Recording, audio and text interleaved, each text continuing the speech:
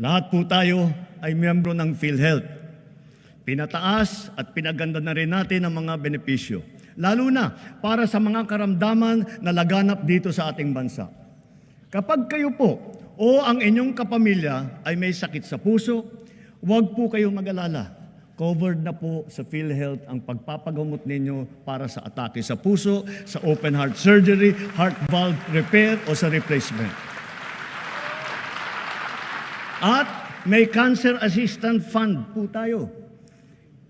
Pandagdag para sa pagpapagamot ng mga cancer patient natin. May pondo rin para sa bakuna laban sa human papilloma virus na nagiging sanhi ng maraming klase na cancer. Para naman sa ibang klase na cancer na hindi sakop ng PhilHealth, meron po din tayong nilaang 1 bilyon at 700 milyong piso para pambili ng mga kinakailangang gamot para sa ating mga pasyente.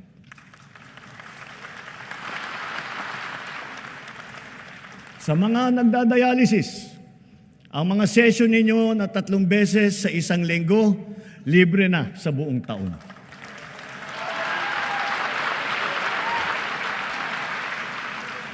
Libre na rin po pati ang mga kinakailangang mga gamot. Kung kakailanganin man ng kidney transplant, inakyat na natin ang limit hanggang 2,100,000 piso mula sa dating 600,000 piso.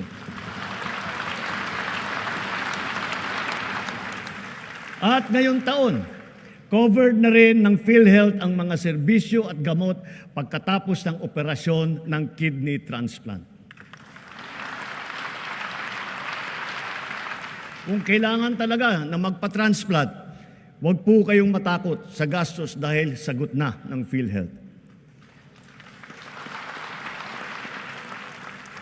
At kung magkasakit na malubhang dengue ang inyong anak, itinaas po natin sa 47,000 piso ang sagot ng PhilHealth. Ang pagtatanggal ng katarata ay inakyat na rin ang limit sa 187,000 na piso mula 16,000 piso. Pati ang mga sari-saring serbisyong outpatient kasama rin po ngayon ang PhilHealth. Kapag may kailangan kayong dalhin sa emergency, huwag po kayong mag-atubiling itakbo sa ospital. Covered na rin po yan ng PhilHealth.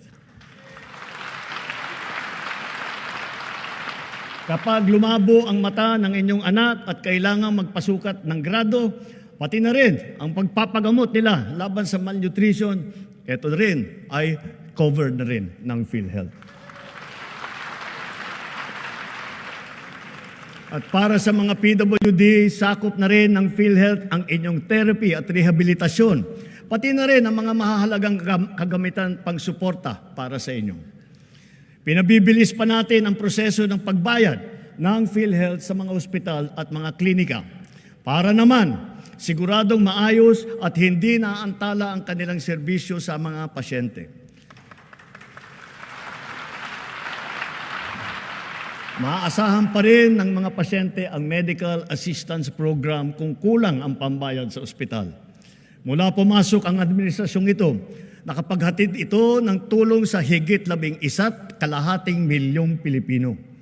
Higit sa lahat, padadaliin pa natin ang proseso ng medical assistance dahil ipapasok na po ito sa ating eGov app. Mga kababayan, asahan po ninyo, ginagawa natin lahat para matulungan kayo na magpapagaling at lumakas. Ngunit batid natin ang mga realidad sa mga pampublikong ospital. Kanya-kanya ang bili ng medical supply. Kanya-kanya ang lakad ng medical assistance para sa bill na hindi kayang bayaran.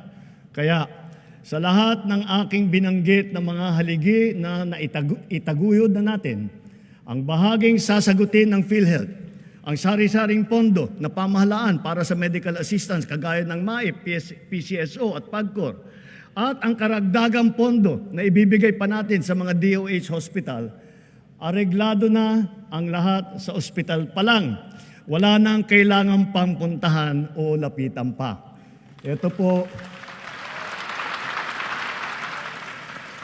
itinuloy na po natin ang zero balance billing. Libre po.